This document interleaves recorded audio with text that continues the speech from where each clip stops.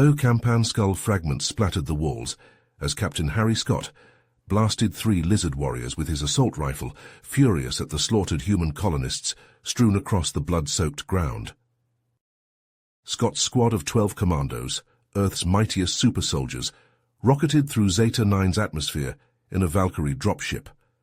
Equipped with Mjolnir Mark V's powered armor and railguns firing hypersonic tungsten spikes, they were humanity's last hope against the techno-sorcery of the snake-like Ocampa. Their AO was a human colony on the jungle death world Zeta 9, a steaming hellscape, infested by venomous swamp critters and malevolent Ocampan patrols. Intel indicated 50 civilians had barricaded themselves in the colony's titanium bunker. Scott's men had one objective: extract those crying women and children before the Ocampa butchered them. The bunker also contained a greater treasure: Dr. Liam Novak, human science's brightest genetic savant. Novak's brain held the secret to Ocampan weakness. The snake men couldn't be allowed to torture it out of him. Scott gritted his teeth as the dropship rattled in the turbulence. This wasn't his first lizard rodeo.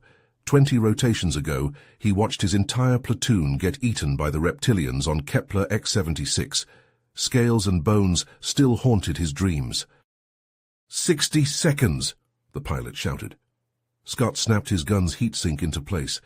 This time he'd shove it down some lizard throats. Suddenly the Valkyrie lurched as a surface-to-air missile slammed into its fuselage. Alarms blared as smoke poured from the punctured hull. "We're going down! Jump, jump, jump!" the pilot screamed. The cabin doors blasted open. Whipping winds howled as the jungle raced up to meet them. Scott engaged his armor thrusters and leaped into the maelstrom, his squad plummeting behind him in tight formation. They smashed through the canopy and hit the dirt in a tight perimeter, gun barrels probing the dense foliage. A dozen camouflaged Ocampans emerged from the jungle, rail blasters humming with alien energy.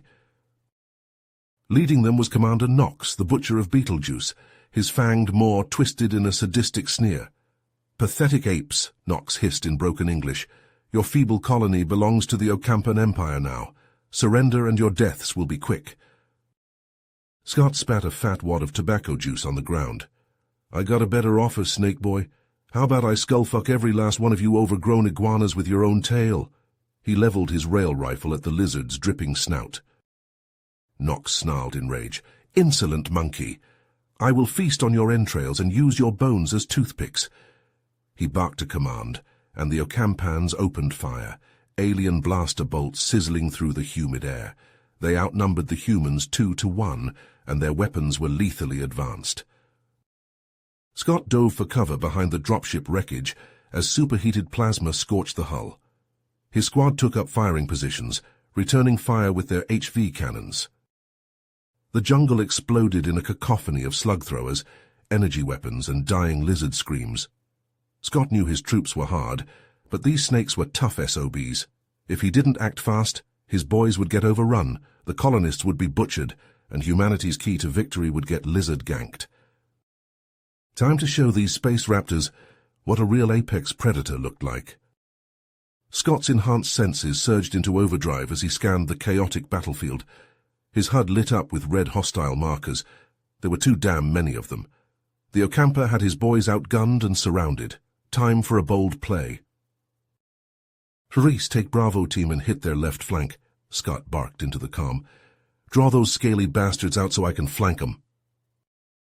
"Roger that, Cap," Reese replied. "Bravo on me. Let's ruin some reptiles' day." As Reese and 4 commandos broke left, laying down suppressing fire, Scott signaled the rest of the squad forward. They advanced in bounding overwatch, Mjolnir armor shrugging off enemy plasma bolts. Suddenly, Scott's threat detector started pinging frantically. A massive energy signature, 50 meters ahead in an Ocampan bunker. Bingo. Had to be the colonists, and Novak. Scott opened a private channel to Reese. "Jack, I'm reading a big heat sig in that bunker up ahead. Betting that's where they stashed the civvies and the dock. I need a major distraction so I can infiltrate." "One king hell shitstorm coming up, bossman." Reese lobbed a salvo of plasma grenades into the Ocampan front ranks. The jungle lit up with azure fireballs and shrieking lizards. Scott grinned. Jack was one crazy-ass Marine, but he got results. With the snakes in chaos, Scott activated his suit's cloak. The Mjolnir shimmered and vanished, its reactive coating bending light around it. Scott charged through the enemy line, sprinting faster than humanly possible. He reached the bunker walls and engaged his armor's force amplifiers. 1 punch, 2, 3. The titanium parted like cardboard. Scott ripped an opening and dove through, his cloak flickering off. 5 Ocampans whirled to face him, rail blasters charging. Behind them a score of human prisoners huddled in terror, shielding a battered man in a lab coat. Novak. Scott's wrist twitched and twin plasma blades shot from his gauntlets. Time to go to work. He fell among the Ocampans like a wolf among lambs. His first stroke decapitated a lizard before it could scream. His backswing buried a blade in another's thorax. He whirled, kicking a third hard enough to crush its ribcage. The remaining 2 opened fire, but Scott was a blur of liquid murder. He sliced the 4th from neck to groin, then stamped on the 5th skull until it shattered. In 6 seconds, it was over. Scott retracted his blades and rushed to the prisoners, slicing their bonds. They wept and thanked him, but he shut them up with a glare. No time for blubbering. "Dr. Novak, Captain Scott, UEDF Marines, you okay, sir?" The scientist nodded, his face pale. "Thank God you came, Captain. But this isn't all of us. They took most of the colonists to some mountain compound. They're going to experiment on them. Some new bioweapon." Shit. This just got a lot more complicated. No way Scott's squad could assault a fortified compound alone. He needed backup. Big time. Scott opened a channel to UEDF Command. "Overlord, this is Alpha Actual. Have reached primary objective and secured HVT, but enemy has rest of the civvies at a remote stronghold, requesting immediate reinforcement and orbital bombardment. How copy?" He waited for a response, but comm static was his only answer. Damn it, the Ocampa must be jamming them. "All right, people, let's get you to my exfil site. Got a dropship waiting." He herded the shell-shocked prisoners out of the bunker and back towards the clearing where Reese and the others were still laying the hate on the enemy. Suddenly the tree line exploded. An Ocampan assault mech 10 meters of walking death burst into the open. The pilot was none other than Commander Knox himself. The mech's missile pods opened up, unleashing a salvo of rockets at the human perimeter. Marines scattered as geysers of dirt and fire erupted among their positions. Knox's voice roared from the mech's loudspeakers. "Pathetic primates! Did you think you could steal my prize so easily? Now you will all burn." The mech's plasma cannons glowed hellishly as they took aim at Scott and the colonists. This was about to get ugly. Scott's HUD flashed red with warnings as Knox's mech unloaded a barrage of plasma at his squad's position. The Marines' cover was disintegrating under the onslaught. "Reese, Sanchez, Anders, focus fire on that mech's knee joints and arm sockets. Those are the weak points." Scott ordered over comms. His suit's targeting overlay highlighted the vulnerable spots on the mech's armored carapace. As the Marines adjusted their aim and poured plasma fire and EMP grenades at the weak points, Scott grabbed Dr. Novak by the elbow. "Doc, we gotta move. There's a cave 20 meters northeast. We'll take cover there."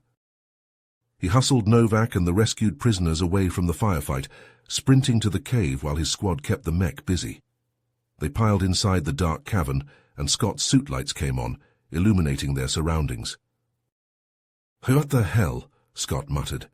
The cave walls were covered in glowing Ocampan glyphs and strange pulsing technology. Novak's eyes widened. "I don't believe it. This is ancient Ocampan tech. I recognize these power conduits, but they're light years beyond what I've studied." An idea sparked in Scott's mind. "Doc, you're the expert. Can we use any of this stuff to even the odds against Knox?" Novak nodded, already prying open a wall panel. "You read my mind, Captain. Help me pull this reactor core. I think we can repurpose it into a shield generator." For the next few feverish minutes, Scott and Novak jury-rigged the ancient tech into makeshift defenses and weapons. The scientists' hands flew over the alien components, rewiring and reshaping them.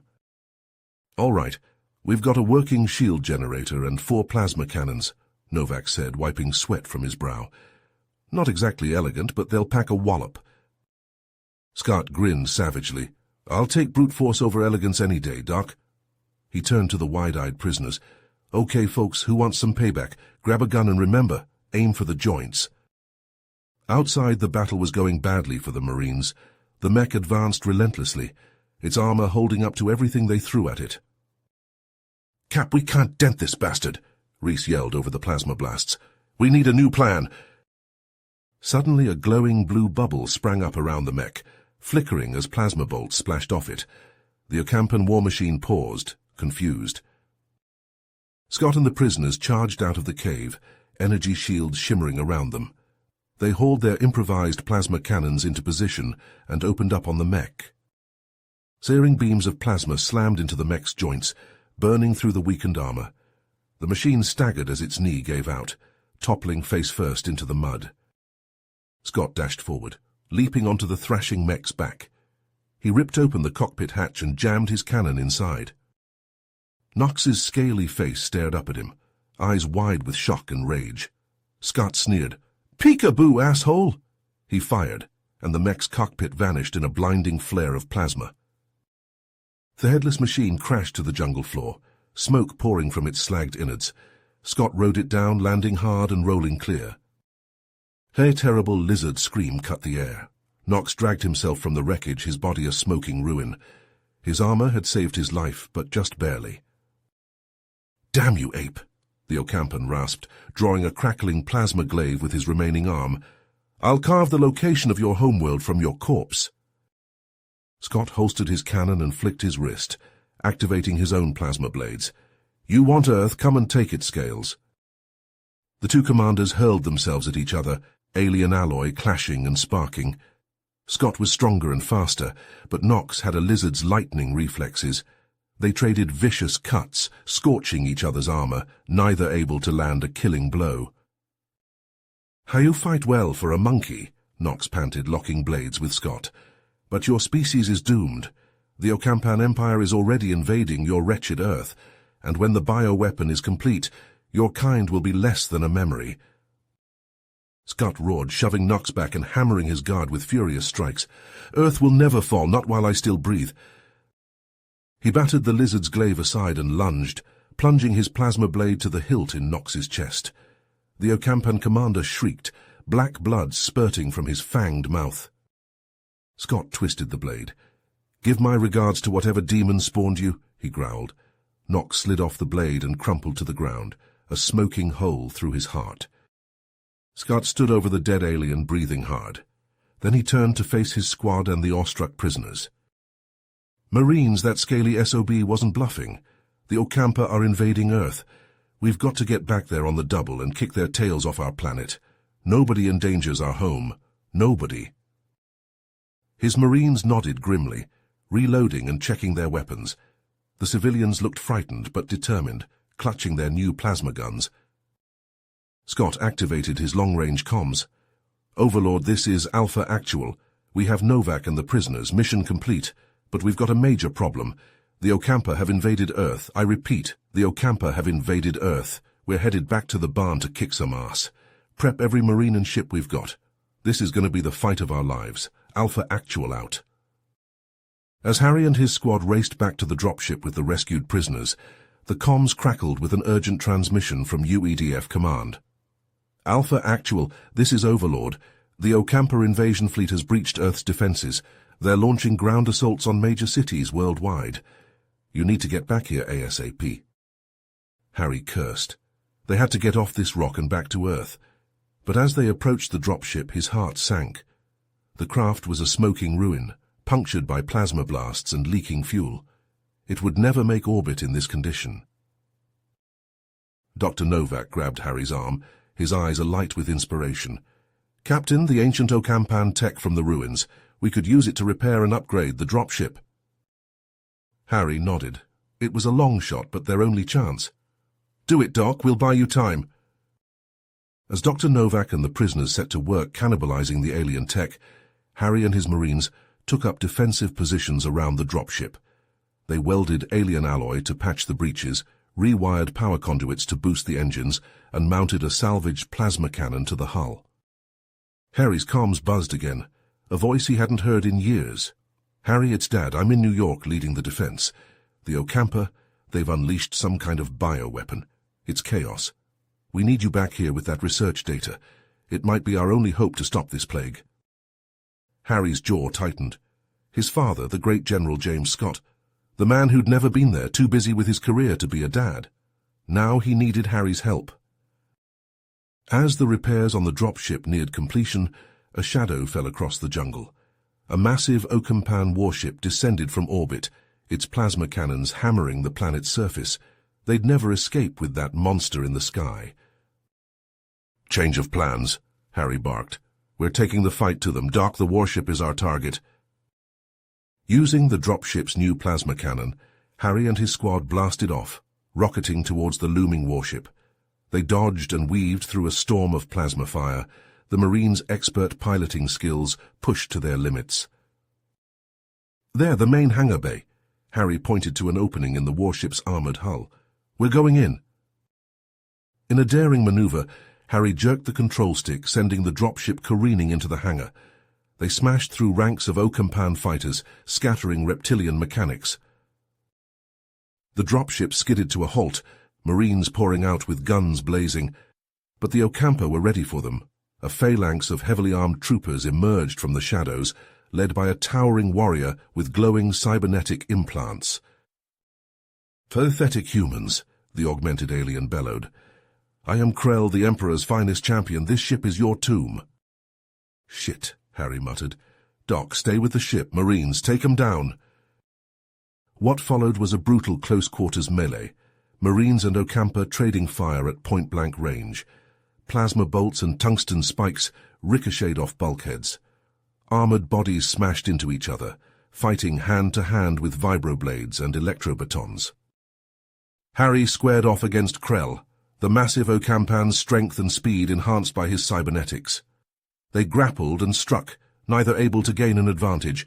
Around them, Marines and Ocampa fell, the deck slick with blood and hydraulic fluids.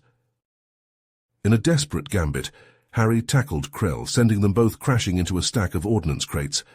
The containers tumbled, burying the Ocampan champion under tons of debris. Harry staggered to his feet, his armor battered and blood-streaked. "Marines, fall back to the ship. Doc, prep the package." As the battered squad limped back to the dropship, Dr. Novak hit a control. Explosive charges they'd planted during the battle detonated across the warship, secondary blasts rippling through its frame. They barely made it out of the hangar before the warship exploded, a miniature sun birthing in the sky. Flaming wreckage rained down as the dropship clawed for space, the jungle moon receding beneath them. In the crew compartment, Harry collapsed next to Dr. Novak, his body a tapestry of pain, but he pushed it down. Earth needed him. His father needed him. "Set course for home, Doc. We've got a planet to save." As the dropship hurtled through Earth's atmosphere, Harry gripped the controls with white knuckles. The once vibrant blue planet was now a mottled brown, its surface obscured by choking clouds of smoke and debris. The Ocampa invasion had left deep scars upon the world. The ruins of New York City came into view, a twisted landscape of toppled skyscrapers and cratered streets. Harry set the dropship down on a cracked landing pad, the screech of metal on concrete echoing through the desolate cityscape. The hatch hissed open, and Harry emerged into the acrid air, his squad fanning out behind him. A small group of survivors approached, led by a grizzled, battle-worn man Harry recognized instantly, General James Scott, his father. Beside James stood a familiar face that made Harry's heart ache, Mike, his childhood best friend. But the reunion was cut short by the grim news James delivered. "The Ocampa's bioweapon has infected millions," James said, his voice heavy with exhaustion and sorrow. "It turns people into mindless, violent drones under their control. We're losing this war, son." Dr. Novak stepped forward, his eyes alight with determination. "I can create a cure," he said, "but I need access to the Ocampa's main command ship. That's where they'll have the data I need." Harry nodded, his jaw set. "Then that's where we're going. My team will infiltrate the ship and secure that data. You and the UEDF forces keep the Ocampa busy down here." James clasped Harry's shoulder, a flicker of pride in his weary eyes. "Give 'em hell, son." Harry and his squad raced through the war-torn streets, dodging rubble and craters. The air was thick with the stench of smoke and death. Suddenly, a horde of infected humans emerged from the shadows, their eyes glazed and their faces contorted with rage. Among them, Harry spotted a familiar figure, Mike, his once lively features now twisted and feral. Harry's heart clenched as he raised his rifle, knowing what he had to do. "I'm sorry, Mike," he whispered, then pulled the trigger. Mike crumpled, and Harry pushed down the grief that threatened to consume him. There would be time to mourn later. They fought their way to the Ocampa command ship, a looming monstrosity protected by a shimmering energy shield. Elite alien warriors swarmed the perimeter, their weapons glowing with deadly energy. "All right, team, this is it," Harry growled. "We breach those defenses and get Novak to the central computer, no matter the cost." In a daring infiltration, they blasted through the shield and stormed the ship, cutting down Ocampa warriors with ruthless efficiency. They carved a path to the command center, where they found themselves face to face with Zor, the massive telepathic Ocampa leader. "Foolish primates," Zor hissed, his voice echoing inside their minds. "You cannot hope to defeat the might of the Ocampa Empire." Harry lunged at Zor, engaging the towering alien in a brutal hand-to-hand battle. They traded blows that would shatter human bone, their armor sparking and cracking under the onslaught. As Harry grappled with Zor, his team raced to upload Dr. Novak's cure to the ship's computer. Zor's psychic attacks battered Harry's mind, threatening to overwhelm him, but he pushed back with every ounce of his indomitable will. In a desperate gambit, Harry ripped a syringe from his belt and plunged it into Zor's neck, injecting the alien leader with a dose of the cure. Zor roared in agony, his strength faltering just long enough for Harry to deliver a fatal blow. As Zor fell, the cure uploaded successfully, and the Ocampa forces began to retreat. But in a final act of spite, they detonated a series of explosives, leveling much of the remaining infrastructure. Harry and his team staggered from the wreckage of the command ship, battered and bleeding. They found James waiting for them, his face grim. "The UEDF is decimated," he said, his voice hollow. "Earth's governments have collapsed. We won the battle, but the cost—" Harry looked out over the ruins of his world, the weight of countless lives lost pressing down on his shoulders. But as he stood with the survivors of his team, their bond forged in the crucible of war, he knew that they would rebuild. They would protect what was left of humanity.